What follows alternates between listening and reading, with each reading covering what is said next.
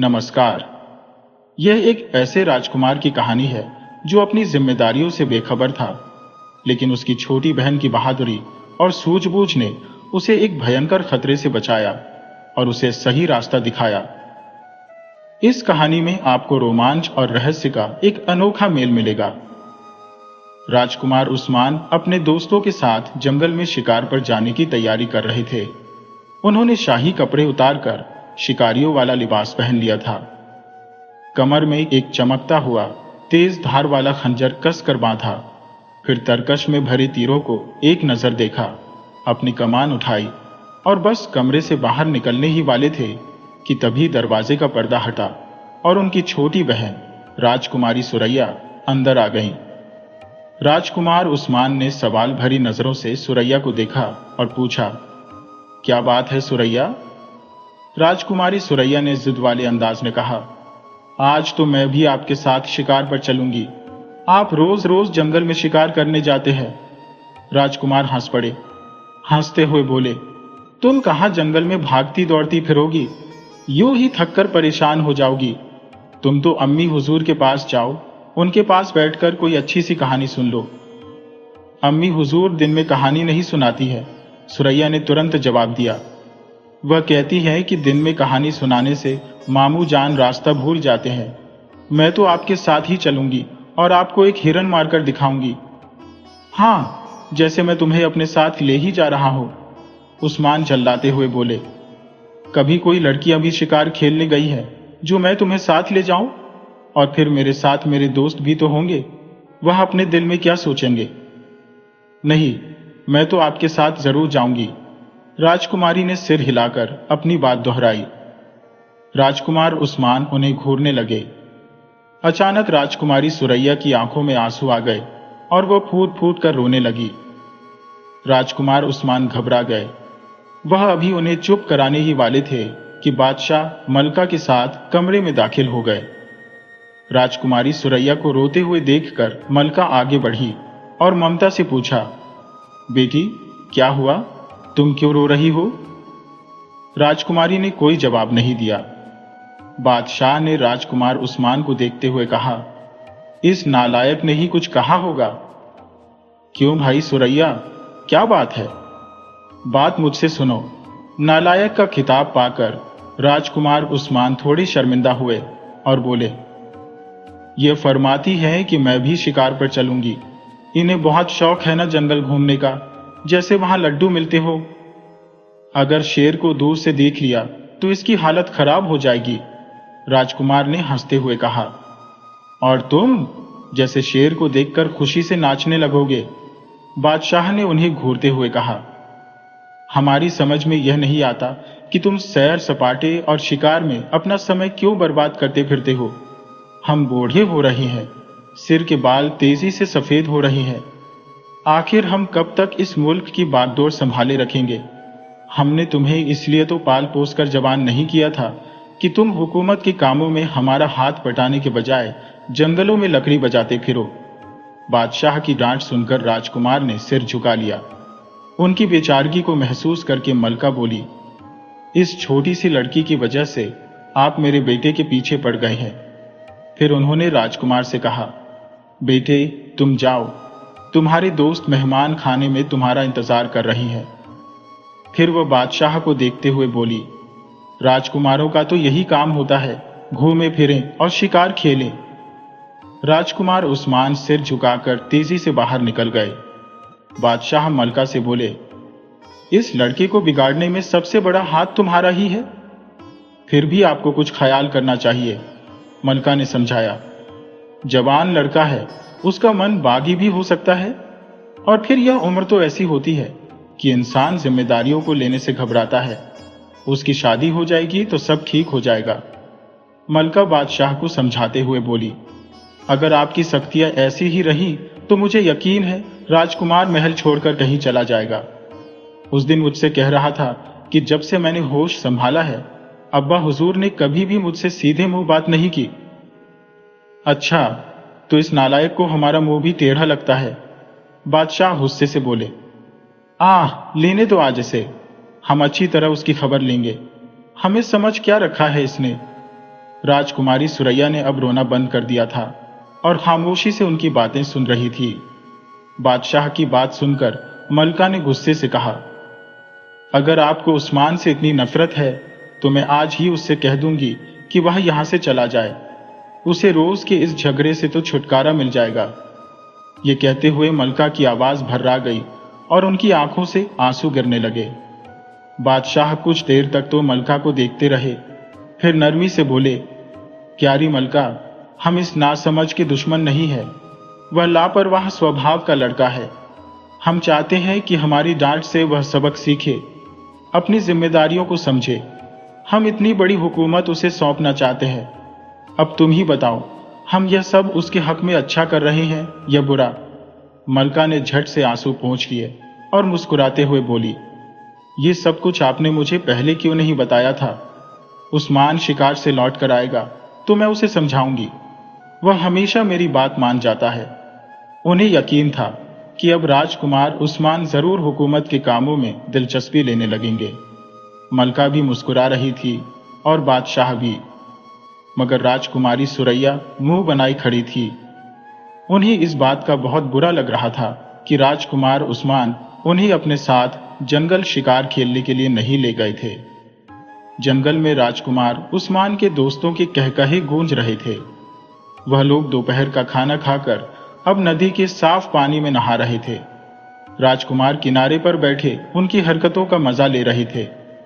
उनका भी मन चाह रहा था कि खुद भी नदी में कूदकर खूब मजे से नहाए, मगर मलका ने उन्हें समझा रखा था कि वह नदी वगैरह में कभी नहाने की कोशिश न करें, क्योंकि ऐसे मौके पर दोस्तों की शरारतों की वजह से जान से भी हाथ धोना पड़ सकता है। राजकुमार उस्मान ने दोस्तों को भी यह बात समझाने की कोशिश की कि हम्माम से बेहतर नहाने की कोई और जगह नहीं होती, क्योंकि वहां डूबने का कोई खतरा भी नहीं होता। खुदा न खास्ता वहां पर पांव फिसल भी जाए तो इंसान कहीं नहीं जाता, वहीं फर्श पर पड़ा रहता है।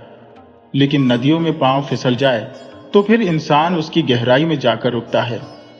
मगर राजकुमार उस्मान की बातों को उनके दोस्तों ने हंसी में उड़ा दिया और फिर सब के सब नदी में कूद गए। राजकुमार उस्मान के लिए इसके सिवा कोई चारा नहीं था कि वह किनारे पर बैठकर उन्हें देखते रहे। उनकी सोच का सिलसिला अचानक अपने महल की तरफ मुड़ गया। उन्हें अपने बाप की बातें एक एक करके याद आने लगी। जब उन्होंने इन बातों पर ठंडे दिल से गौर किया तो उन्हें महसूस हुआ कि वह गलती पर थे। माँ बाप अपने बच्चों की परवरिश इसलिए करते हैं कि जब वह बूढ़े हो जाए तो उनकी औलाद उनका सहारा बने। राजकुमार उस्मान को खुद पर शर्म आने लगी। वह 22 साल के हो चुके थे। अगर वह चाहते तो हुकूमत के प्रशासनिक मामलों में अपने बाप का हाथ बंटा सकते थे। उनके बाप ने सही मायनों में अपनी प्रजा की सेवा की थी। प्रजा की भलाई के लिए न दिन देखा न रात। लगातार काम की अधिकता सेहत पर असर डालती है। उनका बाप वक्त से पहले ही बूढ़ा होने लगा था। राजकुमार ने फैसला कर लिया कि अब वह यहां से सीधा घर जाएंगे। सबसे पहले अपने बाप से अपने गुजरे हुए लापरवाह रवैये के लिए माफी मांगेंगे और फिर दिलो जान से हुकूमत के कामों में अपने बाप का हाथ बटाएंगे। अभी वह इन्हीं सोचों में गुम थे कि अचानक उनकी नजर झाड़ियों पर पड़ी। वह चौंक पड़े। झाड़ियों से एक खरगोश निकला।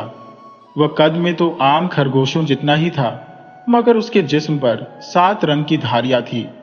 उस खरगोश की आंखें हरी थी। वह बेहद खूबसूरत दिखाई दे रहा था। राजकुमार उस्मान की नजरों में अपनी छोटी बहन राजकुमारी सुरैया का चेहरा घूम गया। उन्हें एहसास था कि वह उनसे बेहद नाराज होगी, क्योंकि वह उसे अपने साथ जंगल नहीं लाए थे। राजकुमार उस्मान ने सोचा, अगर वह इस अजीबोगरीब खरगोश को पकड़कर महल ले जाए और उसे सुरैया को दे दें तो उसकी नाराजगी खत्म हो सकती है। यह सोचकर वह उठे और बड़ी सावधानी से खरगोश की तरफ बढ़ने लगे। खरगोश ने राजकुमार को अपनी तरफ आते देख लिया, इसलिए वह राजकुमार उस्मान के करीब पहुंचने से पहले ही भाग गया और कुछ दूर जाकर फिर रुक गया। राजकुमार उस्मान चाहते तो तीर की मदद से उसे जख्मी करके पकड़ सकते थे, मगर वह इतने खूबसूरत खरगोश को सही सलामत ही पकड़ना चाहते थे। वह खरगोश बेहद चालाक था। जब वह यह देखता कि राजकुमार उसके करीब आ पहुंचा है तो वह 2 कदम बढ़कर अपने और राजकुमार उस्मान के दरमियान फिर फासला पैदा कर लेता। आखिर यह भागदौड़ काफी देर तक जारी रही। खरगोश तो हाथ नहीं आया, मगर शाम हो गई। इस अजीबोगरीब खरगोश के पीछे भागते हुए राजकुमार उस्मान को वक्त गुजरने का एहसास ही नहीं हुआ। अब जो उन्होंने देखा कि रात होने वाली है तो वह बहुत घबराए। खरगोश के पीछे भागते भागते वह काफी दूर निकल आए थे और क्योंकि उनका ध्यान खरगोश की तरफ लगा हुआ था इसलिए वह रास्ते का भी ख्याल न रख सके। वह यह सोचकर परेशान होने लगे कि अब वह महल किस तरह पहुंचेंगे। उनकी गुमशुदगी से उनके दोस्त यकीनन घबरा गए होंगे। गरज यह कि वह सोचते सोचते आगे बढ़े। रंगीन धारीदार खरगोश जाने कहां झाड़ियों में गायब हो गया और राजकुमार उस घड़ी को कोस रहे थे जब उनकी नजर इस मनहूस खरगोश पर पड़ी थी और उसे पकड़ने की ख्वाहिश उनके दिल में पैदा हुई थी। भाग दौड़ करने की वजह से अब उन्हें भूख का भी एहसास होने लगा। वह बेबसी से अपने चारों तरफ देखने लगे और फिर अचानक ही उनकी निगाहें एक जगह पर ठहर गईं। पेड़ों के झुंड में उन्हें एक निहायत आलीशान महल की झलक नजर आई। वह महल की तरफ जाने का इरादा कर ही रहे थे कि अचानक एक पेड़ के पीछे से वही धारीदार खरगोश बाहर आया और राजकुमार उस्मान के पास आकर बोला, जनाब राजकुमार साहब, मेरी मालकिन हसनारा आपको याद कर रही है। राजकुमार उस्मान खरगोश को देखते ही आग बबूला हो गए, मगर उसे इंसानों की तरह बात करते देखकर उनका गुस्सा हैरत में बदल गया। उन्होंने हैरानी से कहा, मैं तो तुम्हें एक बदमाश खरगोश समझ रहा था क्योंकि तुम ही मुझे इस मुसीबत में फंसाने के जिम्मेदार हो, मगर अब तुम्हें इंसानों की तरह बोलता देखकर मैं बहुत हैरान हूं। ये क्या माजरा है? मैं तुम्हें क्या समझूं? आप कुछ भी समझे, मेरी सेहत पर इसका कोई असर नहीं पड़ेगा, खरगोश ने कहा। मैं अपनी बात फिर दोहराता हूं कि आपको हसनारा याद फरमा रही है। मेरे पीछे पीछे चले आइए। राजकुमार समझ गए कि यह सब जादू का चक्कर है। यह खरगोश जरूर कोई इंसान है और किसी जादूगर ने इसे खरगोश बना दिया है और हसनारा यकीनन कोई हसीन सी राजकुमारी होगी जो जादूगरों की कैद में होगी। उन्होंने किसी से सुन रखा था कि जादूगर इंसानों के सिर में जादू की कील गाड़कर उन्हें जानवर और परिंदे बना देते हैं। उन्होंने आगे बढ़कर झपट कर खरगोश को पकड़ लिया। इसके सिर को टटोलकर जादू की कील ढूंढने की कोशिश करने लगे। खरगोश पहले तो राजकुमार उस्मान की हरकत पर सकपकाया, फिर बुरा मानकर बोला, आप 1000 कोशिश कर लें, मेरे सिर में आपको एक जूं भी नहीं मिलेगी। उसकी बात सुनकर राजकुमार चिढ़ गए। गुस्से में भरकर बोले, तुम सख्त नासमझ खरगोश हो। फिर उन्होंने खरगोश को छोड़ दिया और बुड़बुड़ाते हुए उसके पीछे चल पड़े। महल के नजदीक पहुंचे तो उनकी आंखें हैरत के मारे फटी की फटी रह गई। महल बहुत ही खूबसूरत था। उसकी दीवारों से रोशनी की किरणें फूट रही थी। वह दोनों जैसे ही मुख्य दरवाजे से गुजरे, राजकुमार उस्मान पर फूलों की बारिश होने लगी। राजकुमार उस्मान बहुत हैरान थे। थोड़ी देर बाद खरगोश उन्हें एक कमरे में ले आया। कमरा कीमती सामान से सजा हुआ था और वहां पर एक बहुत ही मोटी और बदसूरत औरत बैठी हुई थी। राजकुमार उस्मान को देखकर वह खुशी से खिल उठी। आओ राजकुमार, आओ, खुशामदीद, उस मोटी बदसूरत औरत ने कहा। अरे राजकुमारी हसनारा की खादिमा, तुम तो मेरा नाम भी जानती हो, राजकुमार उस्मान ने हैरत से कहा। उनकी बात सुनकर वह औरत नाराजगी से बोली, कैसी राजकुमारी, कहां की खादिमा? हसनारा मेरा ही नाम है। मैंने ही यह अजीबोगरीब खरगोश तुम्हारे पास भेजा था ताकि तुम इसके पीछे पीछे मेरे महल तक आ जाओ। राजकुमार उस्मान शर्मसार होकर बोले, माफ करना खाला, मुझे गलतफहमी हो गई। हसनारा चिढ़कर बोली, ये तुमने खाला वाला की क्या लगा रखी है? मैंने तुम्हें इसलिए यहां बुलाया है ताकि तुमसे शादी कर सकूं। शादी? उस्मान चिल्लाकर बोले, पहले तुमने ये कैसे समझ लिया कि मैं एक जादूगरनी से शादी करने पर राजी हो जाऊंगा? तुम्हारा तो बाप भी राजी होगा। मोटी और बदसूरत जादूगरनी हसनारा गुस्से से दहाड़कर बोली। उसकी आंखें शोले बरसाने लगी क्योंकि राजकुमार उस्मान की बातों ने उसे नाराज कर दिया था। हाँ, यह ठीक है, अब्बा हुजूर शायद राजी हो जाए, राजकुमार उस्मान ने बड़े इत्मीनान से कहा और दरवाजे की तरफ बढ़े। मैं उन्हें जाकर यहां भेज देता हूं। जादूगरनी ने जल्दी से कोई जादू पढ़कर उनकी तरफ फूंक मारी और राजकुमार उस्मान आधा पत्थर के बन गए। हंसनारा जादूगरनी कहकहा लगाकर बोली, तुम इस वक्त तक पत्थर के बने रहोगे जब तक तुम मुझसे शादी पर रजामंद नहीं हो जाते। मैंने अपनी बड़ी बहन से कहा था कि मैं दुनिया के सबसे ज्यादा खूबसूरत राजकुमार से शादी करके दिखाऊंगी। मेरी बहन शक्ल और सूरत में मुझसे कुछ बेहतर है। वह हर वक्त मेरा मजाक उड़ाती रहती है। मैं तुमसे शादी करके उसे नीचा दिखाने की कोशिश करूंगी। मैंने बड़ी मुश्किलों से तुम्हारा पता लगाया था, मगर अब तुम कहते हो कि तुम मुझसे शादी नहीं कर सकते। राजकुमार नफरत भरे लहजे में बोले, दुनिया इधर से उधर हो जाए मगर मैं अपनी बात पर कायम रहूंगा। मैं भी देखूंगी कि तुम्हारा यह हौसला कब तक बाकी रहेगा। 2 ही दिन बाद तुम मेरे सामने गिड़गिड़ाने लगोगे। हंसनारा जादूगरनी हंसकर बोली और कमरे से चली गई। खरगोश अभी तक कमरे में मौजूद था। उसे देखकर राजकुमार उस्मान ने गुस्से से कहा, तुमसे बड़ा गद्दा आज तक मेरी नजरों से नहीं गुजरा। तुमने ही मुझे इस मुसीबत में फंसाया है। खरगोश की आंखों में आंसू आ गए। उसने भर्राई हुई आवाज में कहा, राजकुमार साहब, तुमने मुझे गद्दा कहकर मुझे मेरा माजी याद दिला दिया। अच्छा, तो क्या तुम पहले गद्दे थे? राजकुमार उस्मान ने हैरत से पलकें झपकाकर कहा। खैर, यह बात तो नहीं, खरगोश ने जवाब दिया।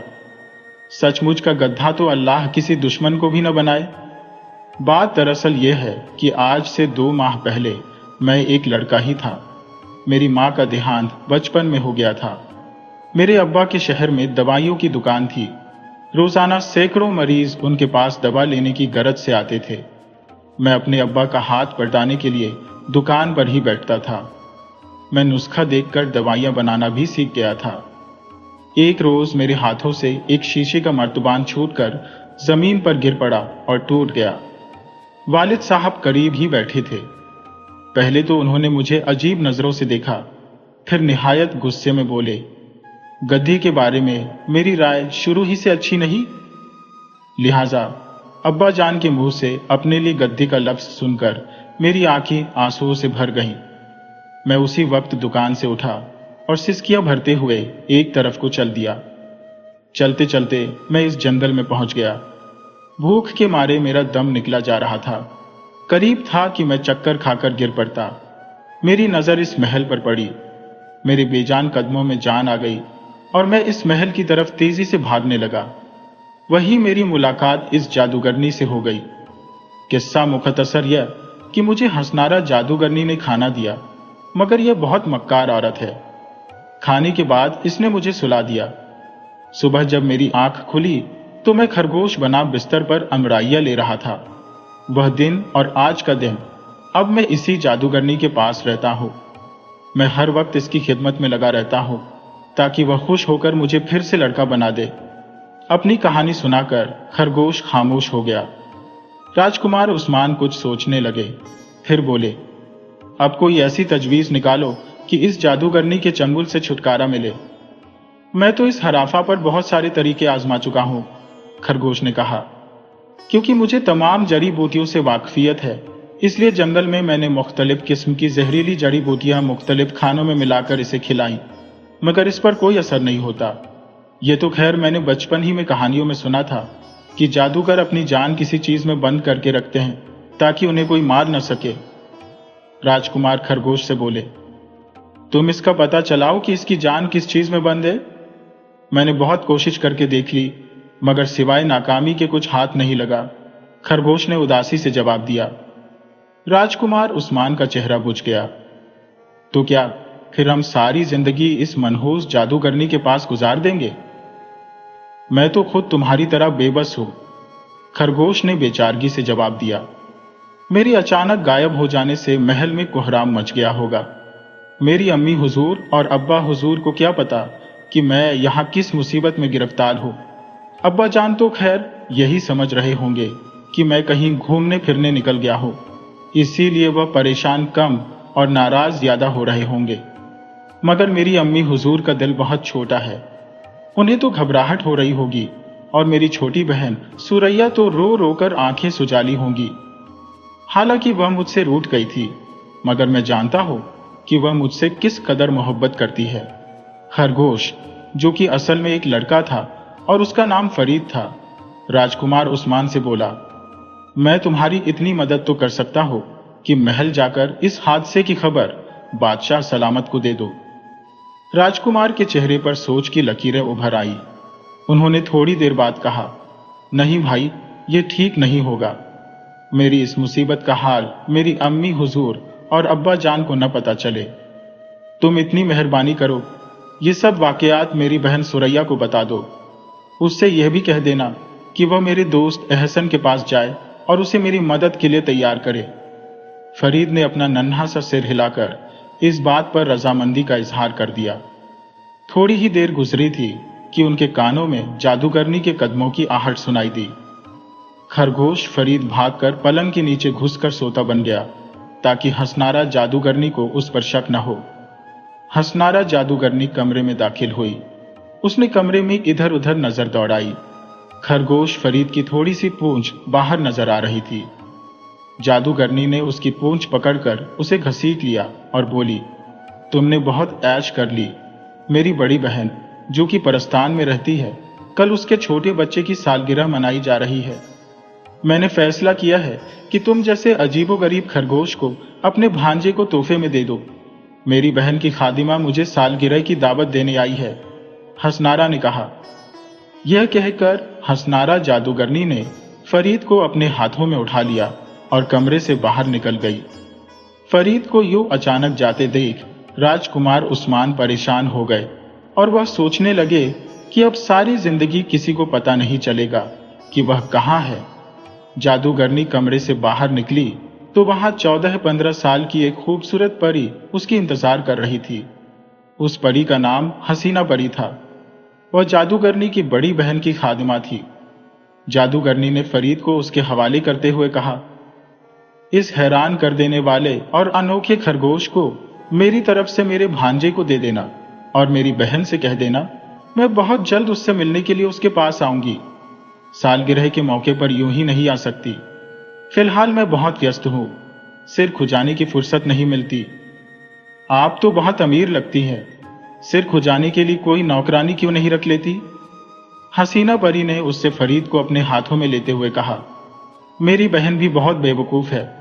उसने कैसी कोड़ मगज खादिमा का चुनाव किया जो मुहावरों के मतलब नहीं जानती, हंसनारा ने मुंह बनाकर कहा। हसीना परी कुछ शर्मिंदा सी हो गई। उसने मजीद कुछ नहीं कहा और चुपचाप मुड़कर बाहर की तरफ चल दी। जादूगरनी के महल से बाहर निकलते ही उसके खूबसूरत परों ने हरकत की और फिर वह हवा में ऊंची उठती चली गई। उसने फरीद को दोनों हाथों से मजबूती से पकड़ा हुआ था और उसका रुख परस्तान की तरफ था। हसीना परी थोड़ी ही दूर गई थी कि अचानक उसके सिर में तेज दर्द होने लगा। वह दोबारा जमीन पर उतर आई और फरीद को जमीन पर रखकर दोनों हाथों से सिर को दबाने लगी। अच्छी परी, क्या बात है? फरीद ने हमदर्दी से पूछा। उसको बोलता देखकर हसीना परी अपना दर्द भूल गई और हैरत भरी नजरों से उसे देखने लगी। उसको हैरत अजदा पाकर फरीद ने उसको अपनी कहानी सुना दी। हसीना परी बोली, यह हंसनारा जादूगरनी तो बहुत खराब औरत है, बेगुनाह लोगों को तंग करती है। इसकी बड़ी बहन तो बहुत मेहरबान और अच्छे स्वभाव की औरत है। उसकी शादी वहां के एक मशहूर व्यापारी से हो गई है। वह अपने बच्चे और शौहर के साथ खुशी खुशी जिंदगी गुजार रही है। बातों के दौरान हसीना परी को अपने सिर का दर्द कुछ ज्यादा महसूस नहीं हुआ, मगर जब वह दोनों खामोश हुए तो उसे दोबारा सिर में तकलीफ महसूस होने लगी। उसने फरीद से कहा, मैं तो इस सिर दर्द की वजह से हार मान गई हूं। मैंने इसके लिए 1000 इलाज कर डाले, मगर इस बीमारी से छुटकारा हासिल नहीं कर सकी। ये अचानक उठता है और घंटों रहता है। फरीद उसकी बात सुनकर बोला, मेरे अब्बा वैद्य है। पूरे शहर में उन जैसा कोई दूसरा वैद्य नहीं मिलेगा। उनके पास इस बीमारी की दवा है।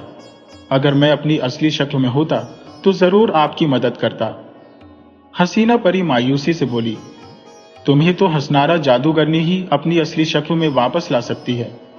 फरीद बोला, मेरा ख्याल है आप यहीं कुछ देर बैठकर आराम करें। मैं राजकुमार उस्मान की बहन को सब कुछ बताकर आ जाता हूं। वह ये बातें राजकुमार उस्मान के दोस्त एहसन को बता देगी, और राजकुमार उस्मान का यह दोस्त क्योंकि बहुत बहादुर है, इसलिए वह जरूर उस जादूगरनी को ठिकाने लगा देगा। जब जादूगरनी मर जाएगी तो फिर राजकुमार उस्मान और मैं दोनों ठीक हो जाएंगे।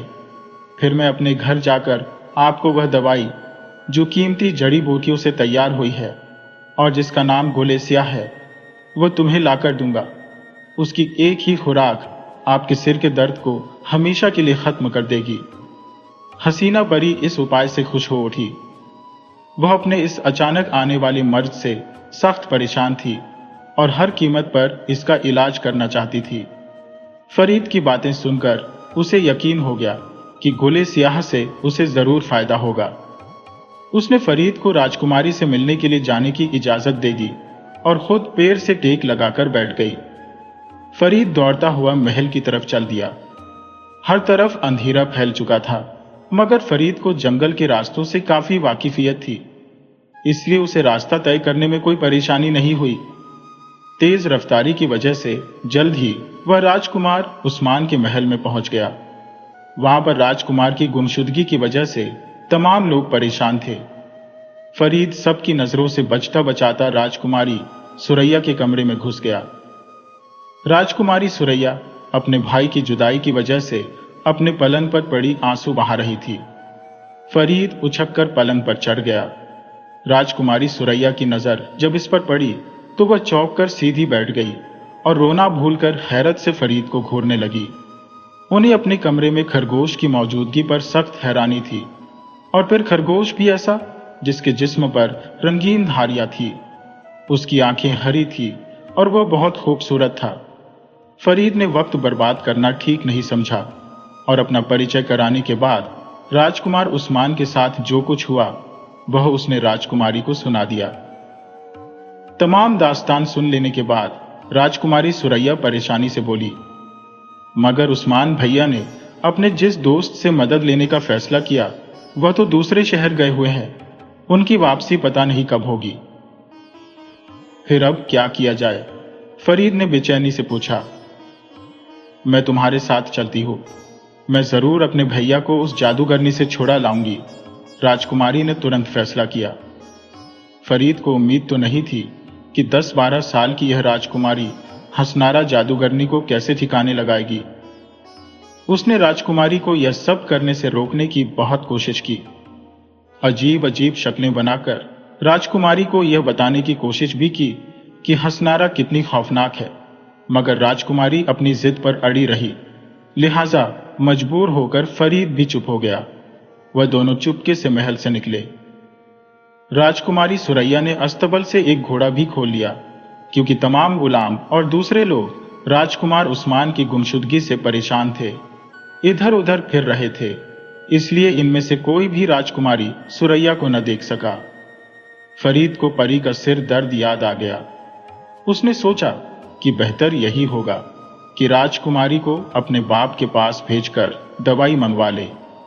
ये बात उसने राजकुमारी सुरैया को बताई तो वह फौरन राजी हो गई। दोनों घोड़े पर सवार होकर फरीद के घर के पास पहुंचे। अपने घर को देखकर फरीद का दिल भर आया। राजकुमारी ने घोड़े की लगाम उसे थमाकर उसके घर में गई। राजकुमारी की जेब में चंद चांदी के सिक्के पड़े थे। उन्हें देखकर उन्होंने फरीद के बाप से गोले सियाह की चंद खुराकें ले ली। उसके बाद दोनों घोड़े पर सवार होकर जंगल की तरफ रवाना हो गए। थोड़ी देर बाद वह लोग जंगल में पहुंच गए। फरीद उसे साथ लेकर वहां आ गया जहां हसीना परी बैठी थी। उसके सिर का दर्द बहुत तेज था और उसकी आंखों से आंसू निकल रहे थे। राजकुमारी सुरैया ने उसे जल्दी से गुले सियाह की एक खुराक दी, जिसको खाते ही हसीना परी का सिर का दर्द फौरन गायब हो गया और वह मुस्कुराने लगी। फिर उसने फरीद और राजकुमारी का बारी बारी शुक्रिया अदा किया और बोली, फरीद, तुमने मुझ पर बहुत बड़ा एहसान किया है, लिहाजा मेरा भी फर्ज है कि मैं तुम्हारी मदद करूं। मैं एक ऐसी बात जानती हूँ जिससे तुम्हारी और राजकुमार उस्मान की मुश्किल हल हो सकती है। जल्दी से बताइए वह बात, फरीद ने बेताबी से पूछा। मैं एक अरसे से हसनारा की बहन के घर में नौकरानी हूं। एक रोज मैं दस्तरख्वान बिछा रही थी। हसनारा और उसकी बड़ी बहन यानी मेरी मालकिन वह भी मौजूद थी। हसनारा जादूगरनी को शेखी बखारने और अपनी बड़ाई जताने का बहुत शौक था। वह अपनी बहन से कहने लगी, मैं हमेशा जिंदा रहूंगी क्योंकि मैंने अपनी जान अपने गले के हार में पिरोए हुए एक मोती में बंद कर दी है। उसने यह बात इतनी धीरे से कही थी मगर मैंने उसको फिर भी सुन लिया था। अब तुम किसी तरह इस हार को हासिल करने की कोशिश करो। वह हार अगर तुम्हारे हाथ लग गया तो तुम्हारी तमाम परेशानियां दूर हो जाएगी। फिर उसने राजकुमारी सुरैया को एक आईना दिया और बोली, राजकुमारी, ये जादू का आईना है। इसकी खासियत यह है, इसमें बदसूरत से बदसूरत शक्ल भी बेहद हसीन और खूबसूरत नजर आने लगती है। इसको अपने पास रख लो, शायद तुम्हारे किसी काम आ जाए। यह कहकर हसीना परी ने राजकुमारी सुरैया और फरीद से इजाजत ली और वहां से उड़ते हुए परस्तान की तरफ रवाना हो गई। राजकुमारी सुरैया हसीना परी के दिए जादू के आईने को हाथ में पकड़े कुछ सोच रही थी। अचानक उनके होठों पर मुस्कुराहट आ गई। फिर वह संतुष्ट अंदाज में सिर हिलाने लगी। राजकुमारी सुरैया ने फरीद को वहीं रुकने की हिदायत दी और खुद हसनारा जादूगरनी के महल की तरफ चल पड़ी, जहां पर उनका भाई आधा पत्थर का बना हुआ था, जिससे शादी करने की ख्वाहिश जादूगरनी के दिल में थी। फरीद को अपने साथ इसलिए नहीं ले गई कि कहीं हसनारा की उस पर नजर न पड़ जाए और सारा खेल न बिगड़ जाए। महल में घुसते ही राजकुमारी की मुलाकात हसनारा जादूगरनी से हो गई। पहले तो जादूगरनी ने राजकुमारी को हैरत भरी नजरों से देखा, फिर गुस्से में भरकर बोली, तुझे मेरे घर में बगैर इजाजत के घुसने की हिम्मत कैसे हुई? क्या तू नहीं जानती कि यह मेरा महल है? मैं सब कुछ जानती हूं, राजकुमारी सुरैया ने निडरता से कहा। तुमने एक राजकुमार को पकड़कर उसे आधा पत्थर का बना दिया है।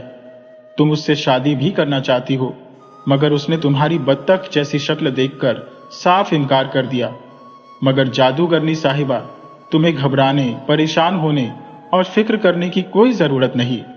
तुम दुनिया के सबसे खूबसूरत राजकुमार से शादी सिर्फ इसलिए करना चाहती हो कि अपनी बहन को नीचा दिखा सको। मैं इस काम में तुम्हारी मदद करने के लिए हाजिर हुई हूं और मुझे जादूगरों के सरदार सामरी जादूगर ने भेजा है। हसनारा जादूगरनी, जो राजकुमारी सुरैया की बातें बड़ी हैरत से सुन रही थी, सामरी जादूगर के नाम पर उछल पड़ी। अगर सामरी जादूगर मेरी मदद पर तैयार हो गया तो मैं जरूर अपने मकसद में कामयाब हो जाऊंगी। सामरी जादूगर ने मेरे लिए क्या पैगाम भेजा है? बात दरअसल यह है कि सामरी जादूगर बगैर जरूरत किसी की मदद नहीं करता। उसके पास एक बहुत ही खूबसूरत लॉटन कबूतर है। उसने चंद दिनों से दाना खाना और पानी पीना छोड़ दिया है। बस हर वक्त किसी सोच में गुम रहता है। सामरी जादूगर को अपने इस कबूतर से बहुत प्यार है। उसने अपने जादू से पता लगाया है कि अगर कबूतर की चोंच को तुम्हारे गले में पड़े हुए हार से लगा दिया जाए तो कबूतर की तमाम उदासी लम्हे भर में खत्म हो जाएगी और वह बिल्कुल ठीक हो जाएगा। सामरी जादूगर को यह भी मालूम है कि तुम राजकुमार उस्मान से शादी की ख्वाहिश रखती हो। अगर तुम सामरी जादूगर की मदद पर तैयार हो जाओ तो वह भी तुम्हारी मदद कर सकता है। नहीं भाई, मैं इस सौदे पर तैयार नहीं, हसनारा जादूगरनी बोली। इस हार को मैं अपनी जान से ज्यादा अजीज रखती हूं। तुम शायद इस बात से खौफजदा हो कि सामरी जादूगर कहीं इस हार को तबाह करके तुम्हें मौत के घाट ना उतार दे, क्योंकि इस हार के एक कीमती मोती में तुम्हारी जान बंद है। अरे, तुम तो सब बातों को जानती हो, हसनारा जादूगरनी ताज्जुब से बोली। इस बात को तो मैंने राज में रखा था और सिवाय मेरी बहन के कोई भी इस राज से वाकिफ नहीं था। सामरी जादूगर अपने जादू से तमाम बातें मालूम कर लेता है, फिर तुम्हें मारकर उसे ढेले भर का फायदा भी नहीं होगा। और तुम तो यह जानती हो कि बगैर फायदे के वह कोई काम नहीं करता। तुम्हें मारकर भला उसे क्या मिलेगा? राजकुमारी ने समझाया। यह बात जादूगरनी की समझ में आ गई। वह बोली, ठीक है, मैं तुम्हें अपना यह हार देने के लिए तैयार हूं, मगर सामरी जादूगर से कहना कि वह इसे जल्द ही वापस कर दे। लेकिन सामरी जादूगर मेरी शादी राजकुमार उस्मान से किस तरह करवाएगा? उसने पूछा। उसने मुझे एक जादू बताया है, राजकुमारी सुरैया ने कहा, जिससे तुम्हारी शक्ल और सूरत बहुत हसीन और खूबसूरत हो जाएगी। तुम मुझे हार दो, मैं तुम्हारी शक्ल बदल दूंगी। तुम्हारे खूबसूरत चेहरे को देखकर राजकुमार उस्मान तुमसे फौरन शादी करने पर राजी हो जाएगा। जादूगरनी ने झट अपने गले से वह हार उतारा और राजकुमारी सुरैया के हवाले कर दिया, जिसके एक मोती में उसने अपनी जान बंद कर रखी थी। राजकुमारी सुरैया ने हसीना परी का दिया हुआ जादू का आईना निकाला, जिसमें बदसूरत से बदसूरत शक्लें भी हसीन नजर आने लगती थी। फिर उन्होंने यूं ही मुंह में कुछ बुड़बुड़ाकर हंसनारा जादूगरनी के चेहरे पर 2-4 फूंके मारी और आईना उसके चेहरे के आगे करके बोली, लो, खुद ही देख लो, तुम्हारी शक्ल बिल्कुल राजकुमारियों की तरह हो गई है। जादूगरनी ने आईने में देखा और फिर खुशी से उसके मुंह से एक हल्की सी चीख निकल गई। आईने में एक बदसूरत जादूगरनी के बजाय एक निहायत हसीन और जमीन लड़की की सूरत नजर आ रही थी। जादूगरनी बहुत खुश थी।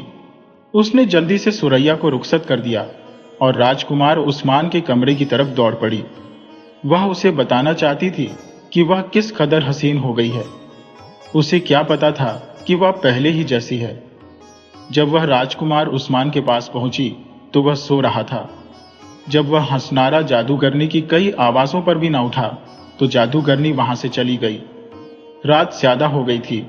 वह अपने बिस्तर पर लेट गई, मगर खुशी के मारे नींद उसकी आंखों से कोसों दूर थी।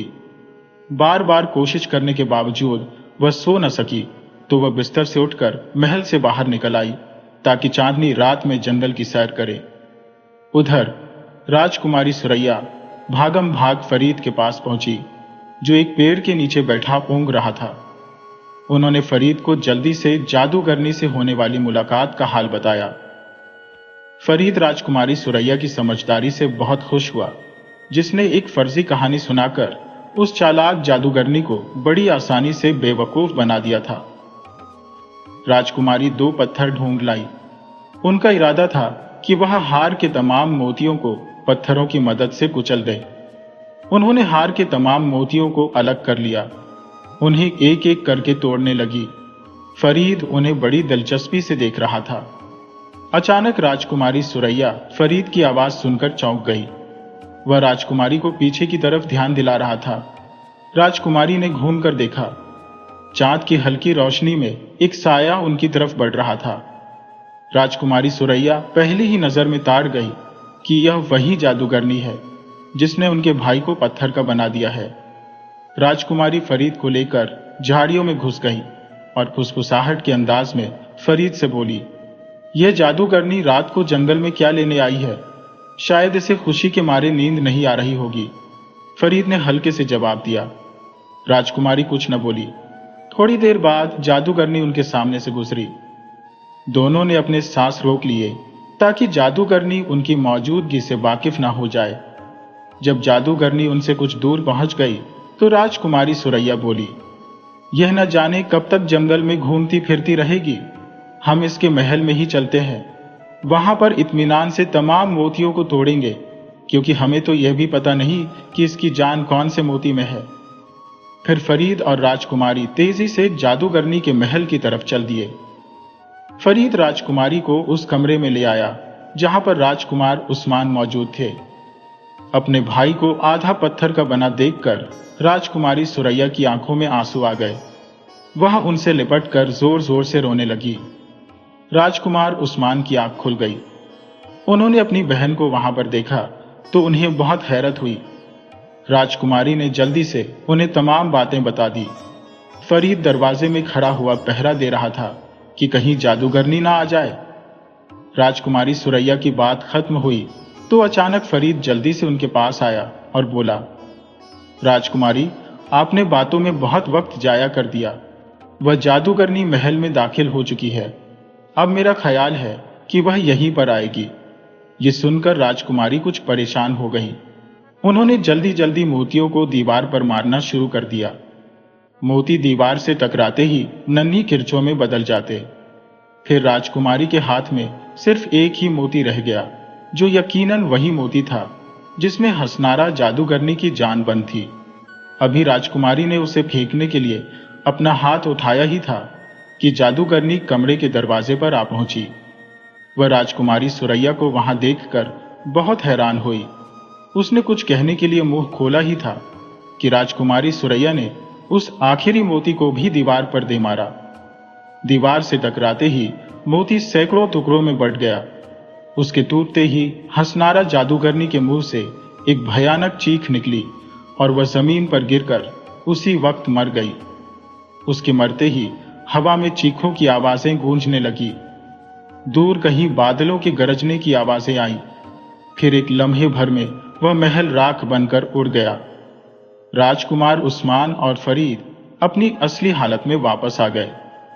राजकुमारी उन्हें मुस्कुराते हुए देखने लगी। महल तो चूंकि गायब हो गया था, इसलिए वह लोग जंगल में खड़े थे। उनके करीब ही जादूगरनी की लाश पड़ी थी। राजकुमार उस्मान बोले, सुरैया बहन, मैं तो तुम्हें निहायत डरपोक समझता था, मगर तुम तो बहुत बहादुर निकली। सुबह तो मैं तुम्हें अपने साथ शिकार पर नहीं लाया, मगर अब तुम जी भरकर शिकार खेल सकती हो। और इस बात का ख्याल रखना कि अंधेरे में शिकार सिर्फ बिल्ली ही करती है। उनकी इस बात पर राजकुमार उस्मान और राजकुमारी सुरैया भी हंस पड़े। राजकुमारी ने पैर से अपना घोड़ा खोला और वह तीनों महल की तरफ चल दिए। महल पहुंचे तो तमाम लोग राजकुमार उस्मान को देखकर हैरतजदा रह गए। राजकुमार उस्मान ने बादशाह और मलका को तमाम कहानी सुनाई। राजकुमारी सुरैया और फरीद को बहुत शाबाशी मिली।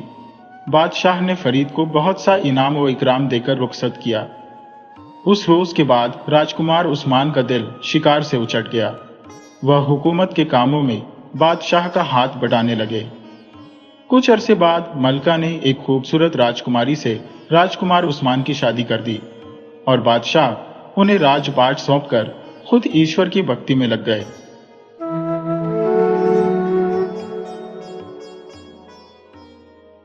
पुराने समय की बात है। किसी दूरदराज गांव में एक बूढ़ा व्यक्ति रहता था। उसकी एक बेटी थी जिसकी आयु लगभग 18 साल थी। उस गरीब पिता के पास अपनी गुजर बसर के लिए बस एक ऊंट, एक घोड़ा और एक गधा ही थे। बूढ़ा व्यक्ति रोज पहाड़ वाले जंगल में जाता, वहां से लकड़ियां जमा करता और उन्हें बाजार ले जाकर बेचता था। उसकी बेटी घर का सारा काम संभालती थी। एक दिन बूढ़ा आदमी पहाड़ से लकड़ियां इकट्ठा करके उन्हें ऊंट पर लाद लाया और बाजार में बेचने के लिए पहुंचा। तभी वहां एक मोटा सा धनी आदमी आया और उसने बूढ़े से पूछा, इन लकड़ियों का दाम क्या है? बूढ़ी ने जवाब दिया, 3 तंगे। धनी आदमी ने तुरंत कहा, मैं तुम्हें 10 तंगे देता हूं। शर्त यही है कि लकड़ियां जैसी है ठीक वैसी ही मेरे घर तक पहुंचा देना। ये सुनकर बूढ़ा बहुत प्रसन्न हुआ। उसे लगा कि उसे अच्छा लाभ मिल रहा है, इसलिए वह तुरंत तैयार हो गया। वह अपने ऊंट को हाँकता हुआ धनी आदमी के घर ले आया। बूढ़ी ने लकड़ियां आंगन में उतार दी, अपने 10 तंगे लिए और वापस जाने के लिए मुड़ा। तभी वह धनी आदमी बोल उठा, अरे रुको, ऊंट को भी खूंटे से बांध जाओ। बूढ़ा चकित रह गया और बोला, ऊंट मेरा है, वह भला क्यों बांधूं? धनी आदमी बोला, तुम्हारा कैसे? मैंने तुमसे कहा था कि मैं लकड़ियां जैसी है वैसे ही खरीद रहा हूं, जिसका मतलब है कि ऊंट भी साथ में है। अगर ऊंट मेरा नहीं होता तो मैं तुम्हें 10 तंगे क्यों देता? दोनों में बहुत देर तक बहस चली, लेकिन कोई हल नहीं निकला। आखिरकार वे न्याय के लिए कखाजी के पास पहुंचे। कहाजी ने बूढ़े से सवाल किया, क्या तुमने यह शर्त मान ली थी कि लकड़ियां जैसी है वैसी ही बेचोगे? बूढ़े ने दुखी मन से कहा, हाँ, मैंने उन्हें उसी तरह बेचा था। पर काजी साहब, मेरे ऊंट की कीमत तो 300 तंगे है। काजी ने कड़क कर कहा, यह सब तो अलग बातें हैं, मेरा इससे कोई लेना देना नहीं। गलती तुम्हारी ही है। तुम इतनी अजीब शर्त पर राजी क्यों हुए? और इस तरह काजी ने फैसला सुनाया कि ऊंट धनी आदमी को दे दिया जाए। बूढ़ा आदमी रोता बिलखता अपने घर लौट आया, लेकिन उसने यह पूरी घटना अपनी बेटी को नहीं बताई। अगले दिन बूढ़े ने लकड़ियां घोड़े पर लादी और फिर से बाजार पहुंचा। दुर्भाग्य से वही धनी आदमी फिर से वहां आ गया। उसने बूढ़े से लकड़ियों का दाम पूछा। बूढ़े ने जवाब दिया, 3 तनगे। धनी आदमी ने फिर वही जाल बिछाया। मैं तुम्हें 10 तनगे देता हूं, लकड़ियां जैसी है वैसी ही मेरे घर पहुंचा देना। बूढ़ा आदमी पिछली दिन की बात पूरी तरह भूल चुका था। उसे केवल 10 तंगों का लालच दिखा और वह फिर से उस धनी की शर्त पर राजी हो गया। परिणाम फिर वही आया। बूढ़ा व्यक्ति अपने घोड़े से भी हाथ धो बैठा। वह बहुत उदास होकर घर लौटा, लेकिन इस बार भी उसने अपनी बेटी को कुछ नहीं बताया। तीसरे दिन बूढ़े ने लकड़ियां गधे पर लादी और बाजार की ओर चलने ही वाला था कि उसकी बेटी उसके सामने आ खड़ी हुई। वह बोली, बाबा, कल आपने ऊंट खो दिया और परसों घोड़ा। मुझे डर है कि कहीं आज आप यह गधा भी न खो दें। लाइए, आज लकड़ियां मैं बेच कर आती हो। बूढ़ा राजी हो गया। लड़की गधे को हाँकती हुई बाजार पहुंची। वहां वही धनी आदमी आ गया और उसने लड़की से पूछा, तुम इन लकड़ियों का कितना दाम मानती हो? लड़की ने जवाब दिया, 3 तनगे। धनी आदमी ने कहा, यह जैसी है वैसी ही मुझे दे दो, इसके तुम्हें 5 तनगे मिलेंगे। लड़की ने पलटकर पूछा, और आप भी अपने तनगे वैसे ही दे देंगे? धनी आदमी ने बड़े गर्व से कहा, हाँ, मुझे मंजूर है, अपनी लकड़ियां मेरे घर ले चलो। लड़की अपने गधे को हाँकती हुई धनी आदमी के घर ले आई। लकड़ियां जमीन पर उतारने के बाद उसने धनी आदमी से पूछा, जनाब, आपका गधा कहां बांधूं? धनी आदमी ने जगह बता दी और लड़की ने उसका गधा उसी खूंटे से ले जाकर बांध दिया। फिर जब धनी आदमी उसे पैसे देने लगा तो लड़की ने तुरंत उसका हाथ पकड़ लिया और बोली, सौदा करते वक्त आपने कहा था कि 5 तमगे वैसे ही दे दूंगा, अब दीजिए वैसे ही। मेरा मतलब है। आपके हाथ के साथ दोनों देर तक तर्क वितर्क करते रहे। उनका शोर सुनकर पड़ोसी इकट्ठा हो गए और वे दोनों को फिर से क्याजी के पास ले गए। काजी ने लड़की को फंसाने की बहुत कोशिश की। उसने कई बहाने बनाकर उसे डराया, लेकिन लड़की अपनी बात पर अटल रही। गिर भी अब चिल्ला चिल्ला कर कहने लगी कि लड़की बिल्कुल ठीक कह रही है, वह बहुत होशियार है। काजी देर तक सोचता रहा और हार मानकर फैसला सुनाया कि हाथ दे दो। मोटा धनी आदमी रो पड़ा और उसने काजी से गिड़गिड़ाकर कहा, मैं बिना हाथ के अपना काम कैसे चलाऊंगा? तब काजी ने उससे कहा, अगर तुम अपना हाथ नहीं देना चाहते तो इस लड़की को 50 तंगे हर्जाना दो। धनी आदमी ने बिना देर किए 50 तंगे गिनकर लड़की को दे दिए, लेकिन उसे इस रकम का बहुत दुख हुआ। हार मानने के बजाय उसने लड़की से कहा, आओ हम दोनों एक शर्त लगाए, हम में से जो सबसे बड़ा झूठ बोलेगा वह 50 अशर्फिया जीतेगा। लड़की तुरंत मान गई और बोली, ठीक है, आप उम्र में मुझसे बड़े हैं, इसलिए पहले आप शुरू कीजिए। धनी आदमी आराम से बैठ गया, हंसकर गला साफ किया और अपनी कहानी शुरू की। एक बार मैंने गेहूं बोए थे। वह फसल इतनी जबरदस्त ऊंची हो गई कि अगर कोई ऊंट या घोड़े पर सवार होकर उसके अंदर जाता तो वह 10 दिन तक भटकता रहता। एक दिन मेरी 40 बकरियां उस फसल में घुस गईं और सब वहीं गुम हो गईं। जब फसल तैयार हो गई तो मैंने बहुत सारे मजदूरों को बुलाकर उसे कटवाना शुरू किया। सारी फसल काट ली गई और दाना भी निकाल लिया गया, लेकिन बकरियों का कोई पता नहीं चला। एक दिन मेरी पत्नी उसी गेहूं के आटे की तंदूरी रोटियां पका रही थी और मैं वहीं बैठकर कुरान पढ़ रहा था। जब रोटियां पक गईं और तंदूर से निकाली गईं, तो मैंने एक रोटी का टुकड़ा तोड़ा और खाने लगा। अचानक मेरे मुंह के अंदर से मैं की आवाज आई और वहां से एक बकरी निकल आई। उसके बाद दूसरी बकरी निकली, फिर तीसरी। ये सारी बकरियां इतनी मोटी ताजी हो गई थी कि 4 साल के बैलों से जरा भी कम नहीं थी। जब धनी आदमी अपनी झूठी कहानी सुना चुका तो लड़की ने जोर से तालियां बजाई और बोली, बहुत खूब, आपने तो बिल्कुल सच्ची बातें बताई हैं, ऐसा तो अक्सर होता रहता है। फिर लड़की बोली, लीजिए अब मेरी बात सुनिए। एक बार मैंने गांव के बीचों बीच एक जगह खोदकर कपास का एक बीज बो दिया। क्या आप सोच सकते हैं कि क्या हुआ? उस बीज से एक बहुत विशाल पेड़ उग आया। वह पेड़ इतना बड़ा था कि कोई घोड़े पर सवार होकर अगर दिन भर चलता रहता तो भी उस पेड़ की छाया उसके सिर पर बराबर मौजूद रहती। जब कपास तैयार हो गई तो मैंने 500 मजबूत और तगड़ी औरतों को बुलाया और उनसे कपास जमा और साफ करवाई। उस साफ की हुई रुई को बेचकर जो रकम मिली उससे मैंने 40 ऊंट खरीदे। मैंने इन ऊंटों पर कई तरह के कपड़े लादे और उन्हें अपने 2 भाइयों के साथ बुखारा शहर भेज दिया।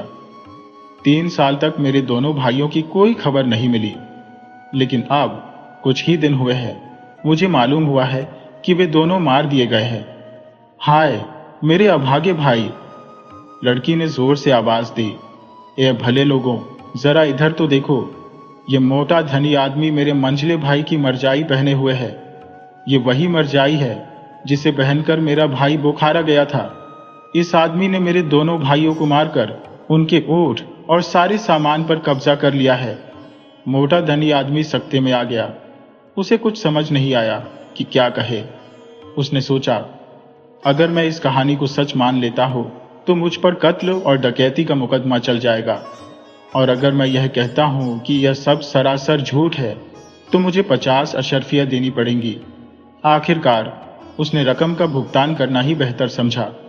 उसने गिनकर 50 अशर्फियां लड़की को दे दी और दुखी मन से बोला, मेरी जिंदगी में आज पहली बार ऐसा हुआ है कि किसी ने चालाकी में मुझसे बाजी जीत ली है। लड़की अपने ऊंट, घोड़े और गधे को लेकर बहुत खुशी खुशी अपने घर लौट गई। प्यारे दोस्तों, इसी तरह की साहस और हिम्मत की एक और कहानी है। ये पुराने जमाने की बात है कि फारस देश के एक गांव में एक गरीब किसान रहता था। उसका एक ही बेटा था जिसका नाम फिरज था।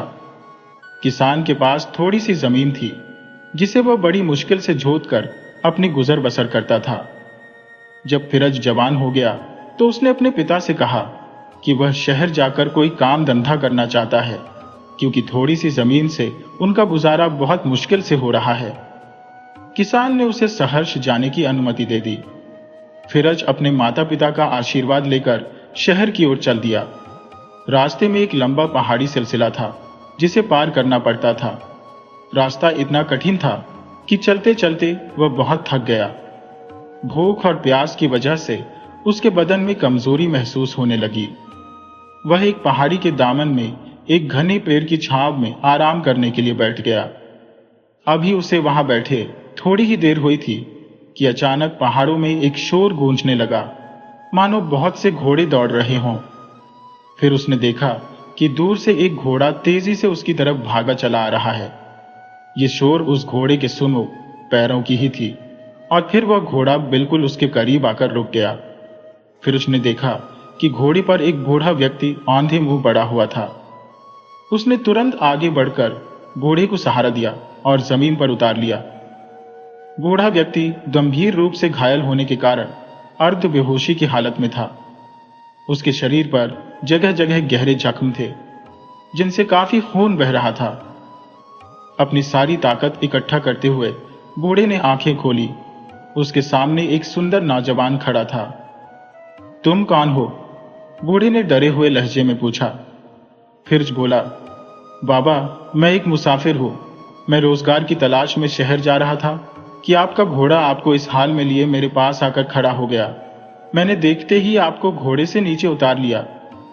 बूढ़े की सांस उखड़ रही थी। उसने बहुत मुश्किल से रुक रुक कर कहा, बेटा, जल्दी से घोड़े पर से मेरा थैला उतार लाओ। फिरज ने आगे बढ़कर घोड़े की पीठ से बंधा हुआ थैला उतारा और बूढ़े के हाथ में दे दिया। बूढ़े ने कांपते हाथों से थैला खोला और उसमें से एक चमड़े पर बना हुआ नक्शा निकाला। फिर उन्होंने वह नक्शा फिरज को दिखाते हुए कहा, बेटा, मैं कुछ ही घड़ी का मेहमान हूं। मुझे यह जानकर तसल्ली हुई कि मरने से पहले यह चीज मैं एक ऐसे नौजवान को सौंप रहा हूं जो सचमुच इसका हकदार है। इस नक्शे पर उस पहाड़ी की पहचान दी गई है जिसकी गुफा में सोने की एक बहुत बड़ी खान है। इतना कहकर बूढ़े ने हमेशा के लिए अपनी आंखें बंद कर ली और मौत की घाटी में चले गए। फिरज को बूढ़े घुड़सवार की मौत पर बहुत दुख हुआ, लेकिन वह कर भी क्या सकता था। नक्शा अभी भी फिरज के हाथों में था। उसने नक्शे को गौर से देखा और सारी निशानियां अपने दिमाग में अच्छी तरह याद कर ली, ताकि अगर नक्शा खो भी जाए तो वह आसानी से उस गुफा तक पहुंच सके। अचानक उसे बहुत से घोड़े दौड़ते हुए अपनी तरफ आते दिखाई दिए। अब उसे यह समझने में देर नहीं लगी कि ये लोग यकीनन वही है जिनके हाथों इस बेचारे बूढ़े की मौत हुई है। वह जान गया था कि इन्होंने बूढ़े पर जानलेवा हमला क्यों किया होगा। वे बूढ़े से नक्शा हासिल करना चाहते थे। उसने झट से उस नक्शे पर बनी तमाम निशानियों को अपनी खंजर से खुरच कर मिटा दिया और फिर नक्शे के टुकड़े टुकड़े कर दिए। इतने में वे तमाम घुड़सवार उसके सिर पर आ पहुंचे। उन्होंने देखा कि बूढ़ा मर चुका है और उसके करीब एक नौजवान खड़ा है। ये सभी घुड़सवार दरअसल डाकू थे। उनका सरदार आगे बढ़ा और बूढ़े की तलाशी लेने लगा। जब उसे बूढ़े और घोड़े पर वह नक्शा नहीं मिला तो वह पलटकर फिरज को घूरते हुए कठोर आवाज में बोला, कहाँ है वह नक्शा? फिरज ने अनभिज्ञ बनते हुए जवाब दिया, कौन सा नक्शा? यह सुनकर सरदार का चेहरा गुस्से से लाल हो गया। उसने एक जोरदार थप्पड़ फिरज के गाल पर जड़ दिया।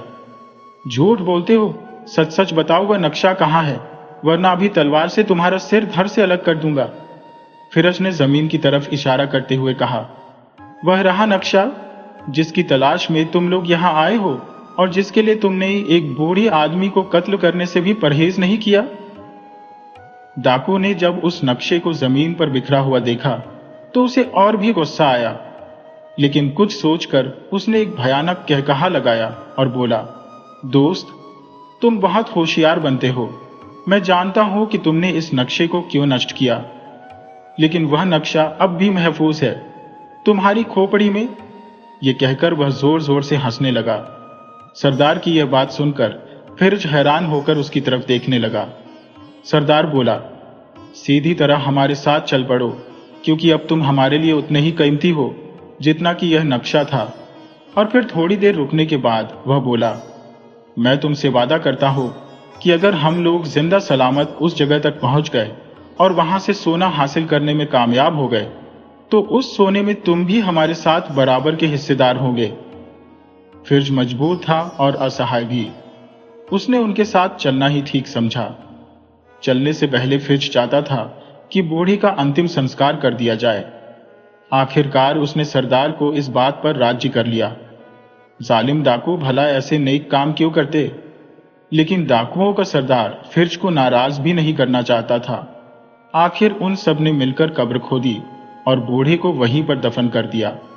इस काम से फारिग होकर ये लोग अपनी खौफनाक यात्रा पर रवाना हो गए। फिरज बूढ़ी के घोड़े पर सवार था। कड़ी धूप और बदन को झुलसा देने वाली लू की वजह से उन सब का बुरा हाल हो रहा था, लेकिन दौलत हासिल करने की चाहत में ये लोग आगे बढ़ते चले जा रहे थे। आखिरकार शाम हो गई। उनके घोड़े भी थककर चूर हो चुके थे। पास ही एक झरना बह रहा था। उन लोगों ने उसके किनारे पर डेरा डाल दिया। फिरज यह सोच रहा था कि इन लोगों से पीछा कैसे छुड़ाया जाए। डाकू भी इस बात से बेखबर नहीं थे।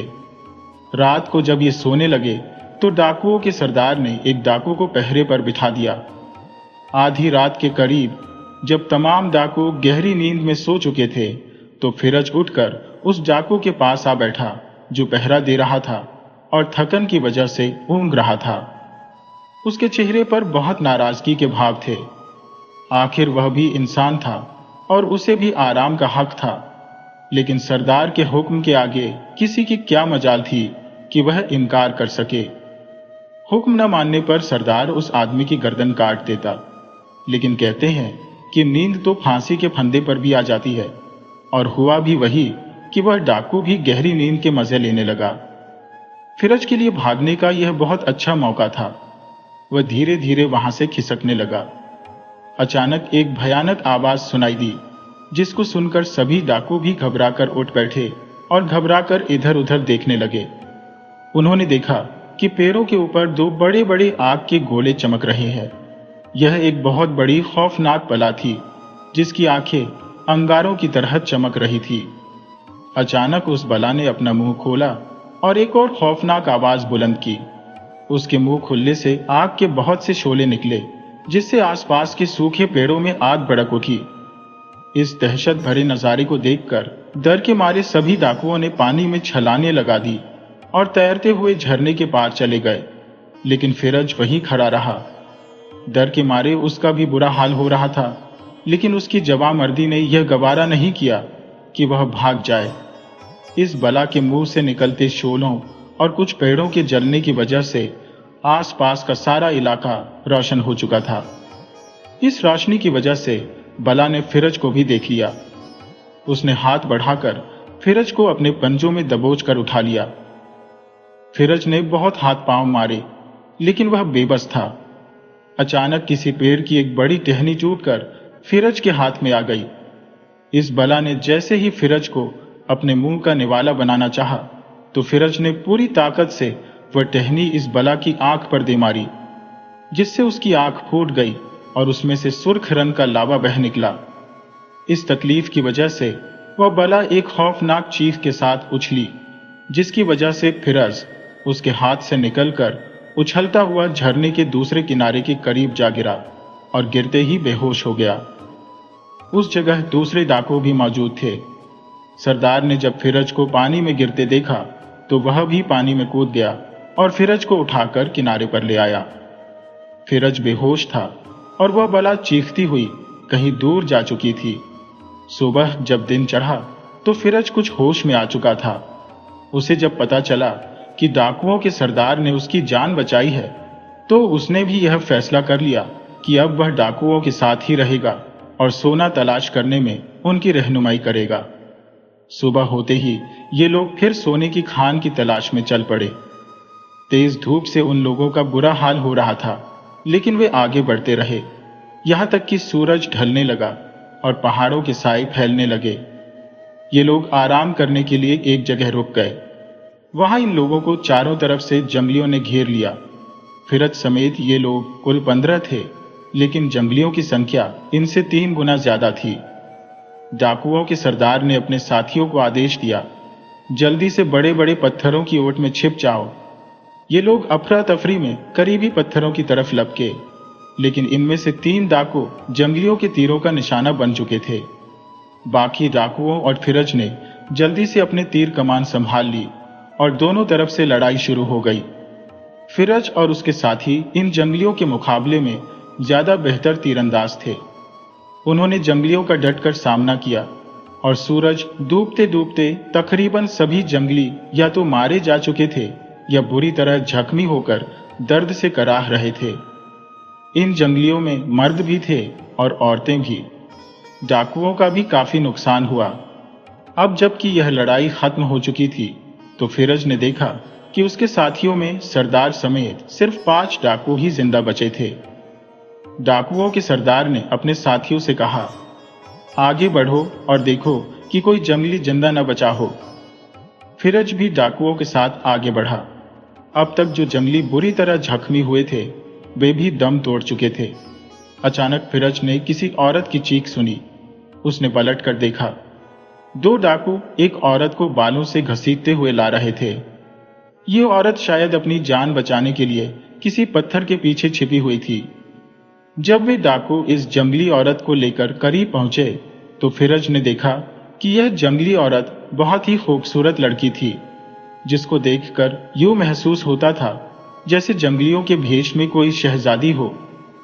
फिरज को उस पर दया आ गई और उसने इन डाकुओं से कहा कि वे इस पर सख्ती न करें।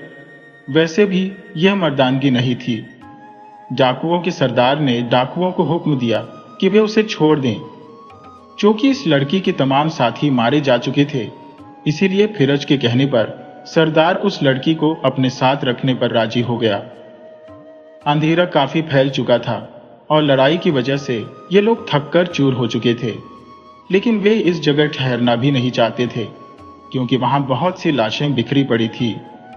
ये लोग यहां से आगे चल पड़े और कुछ दूर जाकर एक जगह रात गुजारने के लिए ठहर गए। अगले दिन फिर से ताजा दम होकर वे अपने सफर पर रवाना हो गए। इस तरह चलते चलते कई दिन गुजर गए। तरह तरह की मुसीबतें झेलते हुए आखिर ये उस जगह आ पहुंचे जहां से इन्हें उस पहाड़ की नुकीली चोटी दिखाई देने लगी। उसे देखकर इनकी खुशी का कोई ठिकाना न था। ये लोग दौड़ते हुए मीनार जैसी उस पहाड़ की चोटी के करीब पहुंच गए। अब एक समस्या थी, वह यह कि उन्हें शाम तक यहां रुककर इस बात का इंतजार करना था कि सूरज डूबने के वक्त इस मीनार नुमा चोटी का साया फैलते फैलते किस पहाड़ी पर पहुंचता है। खुदा खुदा करके शाम के करीब इस चोटी का साया पहाड़ की एक दरार पर पहुंचकर छाव में गुम हो गया, क्योंकि सूरज डूब चुका था। ये लोग उस दरार के करीब जाकर रुक गए और दिन चढ़ने का इंतजार करने लगे। खुशी के मारे आज उनमें से किसी को भी नींद नहीं आ रही थी। ये रात उन लोगों के लिए यूं ही गुजरी जैसे कई वर्ष गुजर गए हो। सूरज की पहली किरण निकलते ही ये सब उस गुफा में दाखिल हो गए। यह एक सुरंग जैसा रास्ता था। कुछ देर बाद ये पहाड़ की दूसरी तरफ जा पहुंचे। उन्होंने देखा कि सामने एक पहाड़ी की निचली सतह पूरी की पूरी जगमगा रही थी। यही वह सोने की खान थी जिसे देखकर डाकुओं का बुरा हाल हो रहा था। वे सब उस खान की तरफ दौड़ पड़े। उनमें से हर एक सबसे पहले वहां पहुंच जाना चाहता था, लेकिन फिरज वहीं खड़ा रहा। उसने लड़की को भी वहीं रोक लिया। लड़की की समझ में कुछ नहीं आ रहा था। वह जंगली होने के बावजूद सोने की अहमियत को समझती थी। वह हैरान थी कि फिरज सोने की खान की तरफ क्यों नहीं लपका। लेकिन फिरज कुछ और ही सोच रहा था, और जो कुछ उसके दिमाग में था ठीक वैसा ही हुआ। सभी डाकू इतनी दौलत देखते ही पागल हो चुके थे, जिसकी वजह से वे एक दूसरे पर ऐसे झपट पड़े जैसे एक दूसरे को मार डालना चाहते हो। चूंकि डाकुओं का सरदार उन सब में सबसे ज्यादा ताकतवर था, वह उन चारों डाकुओं को खत्म करने में कामयाब हो गया, लेकिन वह खुद भी बहुत घायल हो चुका था। अचानक उसकी निगाह फिरज और जंगली लड़की पर पड़ गई। वह दरिंदों की तरह उन्हें मारने के लिए उनकी तरफ दौड़ा। वह इन दोनों को भी खत्म करके अकेला ही इस पूरी खान का मालिक बनना चाहता था। फिरज ताजा दम और नौजवान था। उसने मामूली सी जद्दोजहद के बाद डाकुओं के सरदार का भी खात्मा कर दिया। यह सच है कि बुरे लोगों का अंजाम बुरा ही होता है। अब ये दोनों धीरे धीरे सोने की सान की तरफ बढ़े और जितना भी सोना अपने घोड़ों पर लाद सकते थे लाद लिया और वापस चल पड़े। काफी दिनों की यात्रा के बाद जब फिरज अपने गांव पहुंचा तो वह अकेला नहीं था। उसके साथ एक हसीन और खूबसूरत लड़की और बहुत सारा सोना भी था। इतना सोना कि शायद वहां के बादशाह के खजाने में भी ना हो। फिरज ने उस गांव में एक सुंदर सा महल बनवाया। फिरज के पिता ने उस जंगली लड़की की शादी फिरज के साथ कर दी। जंगली लड़की जब कीमती पोशाक पहनकर दुल्हन बनी तो वह सचमुच किसी देश की शहजादी दिखाई दे रही थी। फिरज अपने माता पिता और पत्नी के साथ हंसी खुशी जिंदगी गुजारने लगा। फिरज जब तक जिंदा रहा वह गरीबों का बहुत ही हमदर्द और मददगार रहा।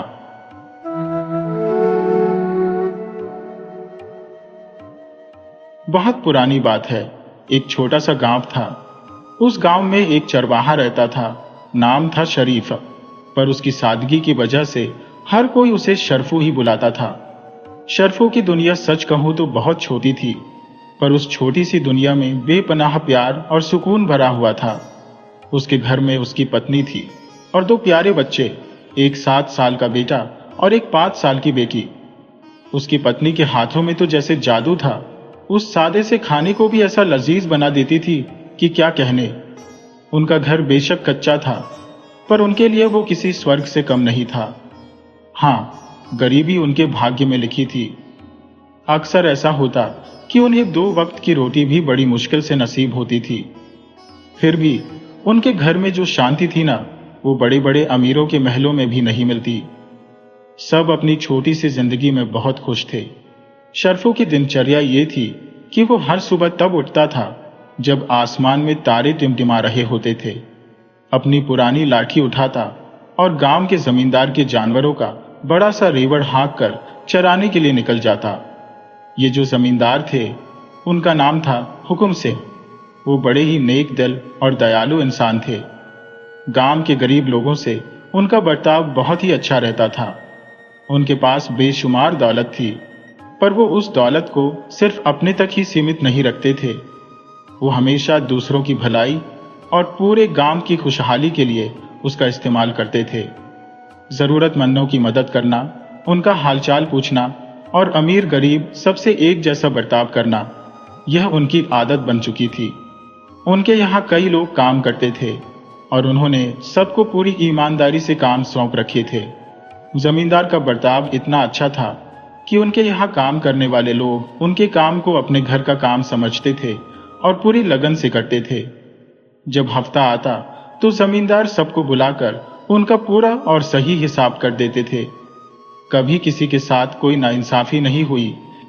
इसी वजह से गांव भले ही छोटा था, लोग गरीब जरूर थे, पर उनके दिलों में प्यार और सुकून हमेशा बसा रहता था।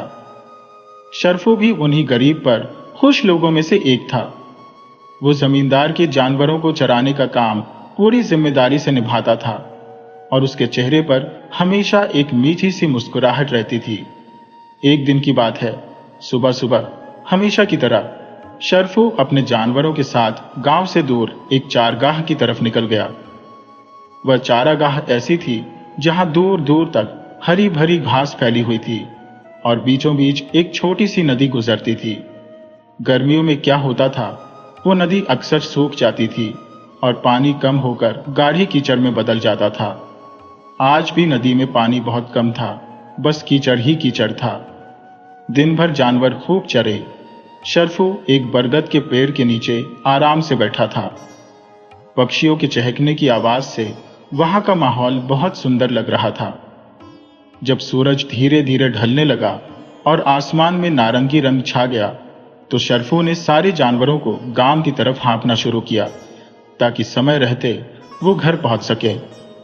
मगर किस्मत ने आज उसके लिए कुछ और ही सोच रखा था, एक ऐसी परीक्षा जो उसकी जिंदगी बदल देने वाली थी। उसके जानवरों के रेवड़ में एक भारी भरकम भैंस थी। वो थोड़ी लापरवाह थी, अपने आसपास से एकदम बेखबर। चलते चलते वो अचानक नदी के ऐसे हिस्से में चली गई जहां कीचड़ बहुत ही गहरा था। बस वो भैंस वहीं फंस गई। भैंस ने बाहर निकलने की बहुत कोशिश की, पर वह जितनी कोशिश करती उतनी ही गहरी धंसती चली जाती। उसका आधा जिस्म तो कीचड़ में डूब चुका था और हर हरकत के साथ वह और नीचे जा रही थी। एक पल के लिए तो शर्फू को लगा कि यह तो आम बात है, भैंस खुद ही बाहर निकल आएगी। मगर जब भैंस ने जोर लगाया और वह और गहरी धंस गई, तो शर्फू के दिल की धड़कनें तेज हो गईं। भैंस ने अपनी सारी ताकत लगा दी, शरीर हिलाया, टांगें चलाईं, मगर वह कीचड़ से बाहर ना आ सकी। उसकी आंखों में बेबसी और थकान साफ दिख रही थी और उसकी सांसें उखड़ने लगी थी। जब वह थक कर चूर हो गई तो कीचड़ में ही औंधी सी पड़ गई।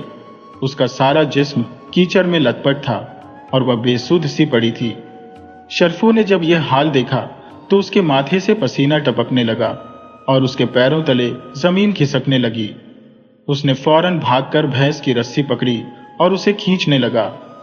वह पूरी ताकत से खींच रहा था। उसकी सांसें फूलने लगी, बाजुओं में दर्द होने लगा, मगर भैंस टस से मस न हुई। कीचड़ की पकड़ बहुत ही मजबूत थी। भैंस का भारी भरकम वजन होने के कारण वह और भी ज्यादा कीचड़ में धंसती जा रही थी। शर्फू ने भैंस को निकालने की हर मुमकिन कोशिश की। इस कोशिश में उसके हाथ तक जख्मी हो गए, शरीर में दर्द उठने लगा, मगर उसे सफलता नहीं मिली। समय तेजी से गुजरा और शाम ढलने लगी। जंगल से आने वाली डरावनी आवाजों से माहौल और भी खौफनाक हो चुका था। शर्फू को लगा कि अब अकेले इस भैंस को निकालना नामुमकिन है। उसने सोचा कि रात होने वाली है और जंगली जानवरों का खतरा भी बढ़ जाएगा, खासकर शेर और भेड़िए इस इलाके में अक्सर आते हैं। उसने बाकी के जानवरों को इकट्ठा किया और भैंस को कीचड़ में असहाय छोड़कर गांव की तरफ चल दिया। शर्फू के दिल पर एक भारी बोझ था। वह अपनी भैंस को इस हालत में छोड़कर नहीं जाना चाहता था, पर कोई दूसरा चारा भी तो नहीं था। उसके दिल में बस यही ख्याल था कि भैंस का क्या होगा। गांव पहुंचकर शर्फू ने सभी जानवरों को उनके बाड़े में बांधा और फिर सीधा जमींदार के घर की तरफ भागा। रात का अंधेरा हो चुका था और गांव में खामोशी छाई थी। जमींदार अपने घर के आंगन में एक पुरानी सी चारपाई पर बैठे किसी से बात कर रहे थे। शर्फू की परेशानी उसके चेहरे पर साफ दिखाई दे रही थी। जमींदार ने उसे देखते ही भांप लिया कि जरूर कोई खास बात है। जमींदार बोले, क्या हुआ शर्फू, इतने परेशान क्यों हो? शर्फू ने हांफते हुए सारी बात जमींदार को बताई, किस तरह भैंस कीचड़ में फंस गई और वह उसे लेकर आने में असफल रहा। सारी बात बताते बताते शर्फू की आवाज में बेबसी साफ झलक रही थी। वह लगभग रो देने की हालत में था। जमींदार ने ध्यान से उसकी बात सुनी, पर उनके चेहरे पर कोई नाराजगी नहीं थी। जमींदार ने शर्फू को तसल्ली देते हुए कहा, कोई बात नहीं शर्फू, तुम फिक्र मत करो। रात बहुत हो चुकी है, अंधेरे में कुछ भी करना मुश्किल है। हम सुबह गांव के कुछ ताकतवर लोगों को साथ लेकर जाएंगे और भैंस को आसानी से निकाल लेंगे। इसमें कोई बड़ी बात नहीं है। फिर जमींदार ने कुछ सोचा और कहा, लेकिन एक मुश्किल है। रात के समय जंगली जानवरों का खतरा है, कहीं वो भैंस को नुकसान न पहुंचा दे। खासकर शेर और भेड़िए उस चारागाह के आसपास अक्सर घूमते रहते हैं। तुम एक काम करो, घर जाकर खाना पीना खाओ और अपने घर वालों को बताकर भैंस की रखवाली करने के लिए दोबारा वहां चले जाओ। अगर कहो तो मैं 2 लोगों को तुम्हारे साथ भेज देता हूं, ताकि तुम्हें रात गुजारने के लिए सहारा मिल जाए और डर भी न लगे। जंगल में अकेले रात काटना बहुत मुश्किल होता है। जमींदार की इस पेशकश को शर्फू ने अनसुना कर दिया। उसका दिल इस बात पर राजी नहीं था कि वह अपने काम के लिए दूसरों को परेशान करे। उसे खुद पर पूरा भरोसा था। उसने बुलंद आवाज में कहा, नहीं मालिक, डर की कोई बात नहीं है। ईश्वर मेरा मालिक है। मैं अकेला ही चला जाऊंगा और भैंस की देखभाल अच्छे से कर लूंगा। सुबह आप लोग कुछ लोगों को भेज दीजिएगा तो हम उसे निकाल लाएंगे। मुझे परमात्मा पर पूरा विश्वास है कि वह मुझे हर मुश्किल से निकाल लेता है। जमींदार ने शर्फू की इस हिम्मत और लगन को सराहा और उसे जाने की इजाजत दे दी। उन्हें शर्फू पर पूरा भरोसा था। इसके बाद शर्फू जमींदार से इजाजत लेकर सीधा अपने घर की तरफ लौट गया। गांव की तंग गलियां रात के सन्नाटे में डूबी हुई थी। सिर्फ हवा की सरसराहट और दूर से कुत्तों के भौंकने की आवाज आ रही थी। शर्फू अंदर से परेशान तो था, लेकिन उसने अपने चेहरे से मायूसी को हटा दिया, क्योंकि वह जानता था कि अगर उसने जरा सी कमजोरी दिखाई तो उसकी पत्नी, जो पहले से ही फिक्रमंद है, वह और भी ज्यादा परेशान हो जाएगी। शर्फू ने घर के दरवाजे पर दस्तक दी। उसकी पत्नी ने फौरन दरवाजा खोल दिया। पत्नी ने नरमी से कहा, आज आपको आने में बहुत देर हो गई। मैं कब से इंतजार कर रही थी। मेरा तो दिल डूबा जा रहा था। बच्चों को भी नींद नहीं आ रही थी, वो भी आपके ही बारे में पूछ रहे थे। शर्फू अंदर आया। उसने अपनी टूटी हुई खाट पर बैठकर अपनी पत्नी को सारी बात विस्तार से बताई कि कैसे भैंस कीचड़ में फंस गई और वह जमींदार के कहने पर रात भर भैंस की रखवाली करने जा रहा है।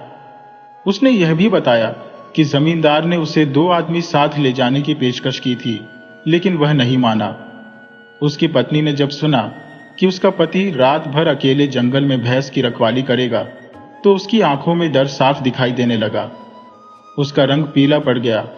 उसने कांपती हुई आवाज में पूछा, तो क्या आप अकेले ही रात भर वहां पर रहेंगे?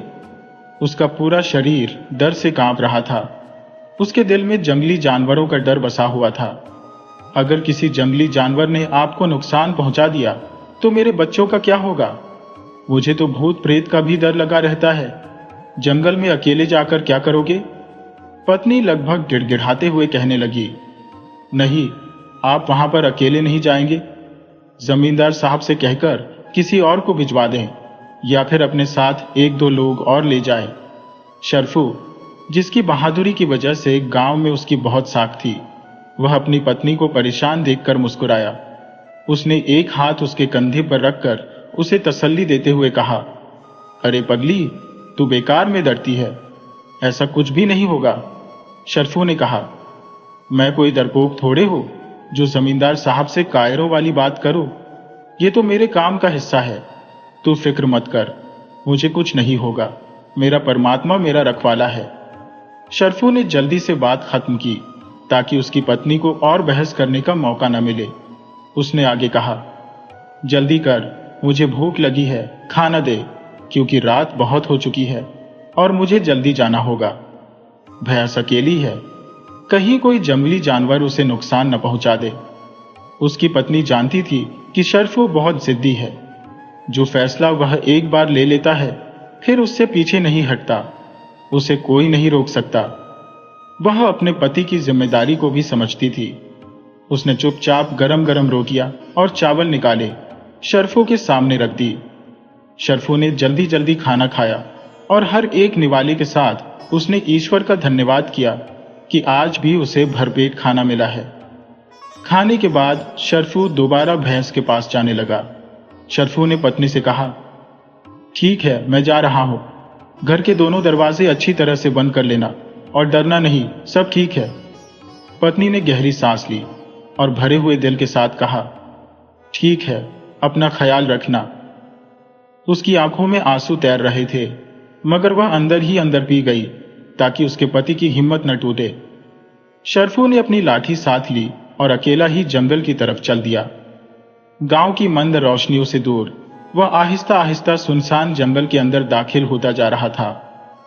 रात की खामोशी में उसके कदमों की आहट सुनाई दे रही थी। जंगल में कदम रखते ही माहौल में एक अजीब सा डर फैल गया। पेड़ों की परछाइयां ऐसे लग रही थी जैसे वह शर्फू का पीछा कर रही हो। दूर से किसी लोमड़ी की आवाज और उल्लू की चीखें उसके दिल की धड़कनों को तेज कर रही थी। अंदर ही अंदर वह डर से लड़ रहा था, एक ऐसी लड़ाई जिसके बारे में सिर्फ वही जानता था। उसकी हिम्मत और जिम्मेदारी उसे आगे बढ़ने पर मजबूर कर रही थी, मगर इंसान होने के नाते उसके दिल में डर भी था। वह हर कदम फूंक फूंक कर रख रहा था। लाठी को उसने मजबूती से पकड़ा हुआ था। उसके दिमाग में अपनी पत्नी और बच्चों के मासूम चेहरे घूम रहे थे। वह किसी भी हालत में हार नहीं मानना चाहता था। तकरीबन आधे घंटे तक पैदल चलने के बाद वह उस नदी के नजदीक जा पहुंचा जहां पर भैंस फंसी हुई थी। चारों तरफ खामोशी थी, सिर्फ जंगली जानवरों की भयानक आवाजें ही आ रही थी। उसे दूर से ही भैंस की गहरी सांसों की आवाज सुनाई दे रही थी। वहां पहुंचकर उसने देखा कि भैंस कीचड़ में उसी तरह बेबसी से फंसी हुई थी। वो बहुत थक चुकी थी और उसकी आंखें बहुत दुखी थी। वह बेजान सी लग रही थी। शर्फू भैंस की ऐसी हालत देखकर बहुत दुखी हुआ। उसने फैसला किया कि सबसे पहले आग जलाई जाए ताकि जंगली जानवरों को वहां से दूर रखा जा सके। उसने आसपास से कुछ सूखी लकड़ियां और घास इकट्ठी की और फिर पत्थरों की सहायता से वहां पर आग जला दी। लपटों के कारण रोशनी होने से डर का माहौल कुछ कम हो गया था। शर्फू आग के पास ही बैठ गया। रात के अंधेरे में शर्फू ने अपने दिल को मजबूत किया और वह भैंस से बातें करने लगा। उसे तसल्ली देने लगा जैसे कि वह उसकी बात समझ रही हो। वह कहने लगा, तू फिक्र मत कर, सुबह होते ही यहां से तुझे निकाल कर ले जाएंगे। बस ये रात कट जाए। वह न जाने कब तक भैंस से बातें करता रहा। आग की रोशनी में कभी भैंस का चेहरा दिखाई देता तो कभी छुप जाता। समय धीरे धीरे गुजरा। शर्फू ने अपनी लाठी को अपने पास ही रखा था और हर आने वाली आवाज पर वह कान लगाए रखता। कभी किसी सरसराहट पर वह चौंक उठता तो कभी किसी जानवर की आवाज सुनकर उसका दिल जोर से धड़कने लगता। रात जब आधी से ज्यादा गुजर गई तो शर्फू की आंखों में नींद उतरने लगी, क्योंकि दिन भर की मेहनत ने शर्फू को थका दिया था। उसकी आंखें बंद हो रही थी। वो झपकियां लेने लगा। ऐसी हालत में ही अचानक उसे किसी जानवर के गुर्राने की खौफनाक आवाज सुनाई दी। ये आवाज इतनी नजदीक और गरजदार थी कि शर्फू फौरन चौंक कर उठ बैठा। उसकी सारी नींद एक ही पल में गायब हो गई और पूरे बदन में कंपी सी छूटने लगी। शर्फू ने नजर उठाकर देखा तो आग की मंद रोशनी में उसे कुछ दूरी पर पेड़ों के झुंड से बाहर निकलता हुआ एक बहुत बड़ा और खौफनाक शेर दिखाई दिया। वह शेर उसी की तरफ कदम बढ़ा रहा था। शेर का कद उसकी भैंस से भी बड़ा मालूम हो रहा था। शेर की आंखें अंधेरे में दहकते हुए अंगारों की तरह चमक रही थी। शर्फू के शरीर में सनसनी सी दौड़ गई। उसका खून जम सा गया और कलेजा हलक में आकर अटक गया। उसको लगा कि यह उसकी जिंदगी का आखिरी पल है। शेर को अपनी तरफ बढ़ता हुआ देखकर शर्फू के होश और हवास उड़ गए। उसके दिल की धड़कनें इतनी तेज हो गईं कि उसे लगा जैसे उसका दिल सीना चीर कर बाहर निकल आएगा। शेर धीरे धीरे खौफनाक अंदाज में उसकी तरफ बढ़ता आ रहा था। शर्फू ने अपनी लाठी मजबूती से पकड़ ली, जैसे यही उसकी जिंदगी का आखिरी सहारा हो। मगर उसे मालूम था कि यह छोटी सी लकड़ी का टुकड़ा इस खौफनाक जानवर के सामने बेकार है। उसके दिमाग में उसकी पत्नी और बच्चों के मासूम चेहरे और जमींदार पर उसका भरोसा घूमने लगा। उसे लगा कि यह उसकी जिंदगी की आखिरी रात है। आज शेर उसे नहीं छोड़ेगा। शेर उसके इतने करीब आ चुका था कि अब शर्फू का वहां से भागना नामुमकिन था। वह अपनी जगह पर ही जमकर रह गया, जैसे उसके पैरों में शीशा भर दिया गया हो। उसकी जुबान सूख चुकी थी और उसके गले में कांटे चुभ रहे थे। वह चुपचाप सांसों को रोके हुए आग के नजदीक बैठा रहा। इसके अलावा वह कुछ कर भी नहीं सकता था। उसने जब अपनी आंखों को बंद करने की कोशिश की, मगर वह बंद न हो सकी। वह शेर के खौफनाक चेहरे को देखता रहा। शेर अब उसके बिल्कुल सामने आ गया था। आग की रोशनी में शेर का भारी मजबूत जिस्म और उसके पंजे साफ साफ दिखाई दे रहे थे। जब शेर उसके और नजदीक आ गया और आग की लपटें उसके चेहरे पर पड़ी, तो शर्फू ने एक अजीब सा दृश्य देखा। जो शेर अभी तक बिल्कुल तंदुरुस्त और खतरनाक नजर आ रहा था, वो एक पैर से लंगड़ा था। उसका अगला बायां पंजा जमीन पर पूरी तरह से नहीं पड़ रहा था, वो उसे घसीटता हुआ आ रहा था। शेर के इस लंगड़ेपन पर उसे बहुत ताज्जुब हुआ, मगर वह अपनी सांसें रोककर चुपचाप बैठा रहा। उसकी निगाहें शेर के चेहरे पर जमी हुई थी। शेर का कद शर्फू से कहीं ऊंचा था। एक पल के लिए शर्फू की सांस रुक गई। उसे लगा कि अब शेर उस पर हमला कर देगा। वो अपनी मौत के लिए तैयार हो चुका था, लेकिन शेर ने ऐसा नहीं किया। उसने एक हल्की सी गुर्राहट की, जो दहाड़ की तरह खतरनाक नहीं थी, बल्कि उसमें कुछ बेचैनी और तकलीफ थी। शेर ने अपना वही जख्मी पंजा, जिससे वह लंगड़ा रहा था, शर्फू की तरफ कर दिया। उसकी आंखों में दर्द साफ झलक रहा था, जैसे वह शर्फू से कह रहा हो, देखो, मैं तकलीफ में हूं। शेर की इस हरकत से शर्फू हैरान रह गया। शर्फू ने शेर की आंखों में गहराई से देखा तो उसे महसूस हुआ कि शेर हमलावर नहीं, बल्कि सहायता मांगने के लिए आया है। शर्फू को फौरन समझ में आ गया कि शेर का पैर जख्मी है और वह मुझसे मदद मांग रहा है।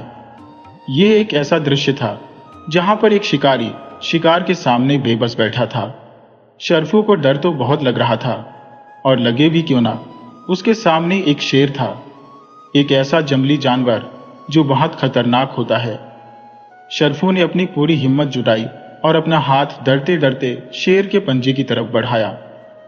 जैसे ही उसका हाथ शेर के पंजे के नजदीक पहुंचा, शेर ने एक गुर्राहट की, जैसे कि वह शर्फू को खबरदार कर रहा हो कि उसके छूने से उसे तकलीफ होगी। शर्फू ने जल्दी से अपना हाथ पीछे खींच लिया। उसे लगा कि शेर उसे काट लेगा और अपने ताकतवर जबड़ों से उसे दबोच लेगा।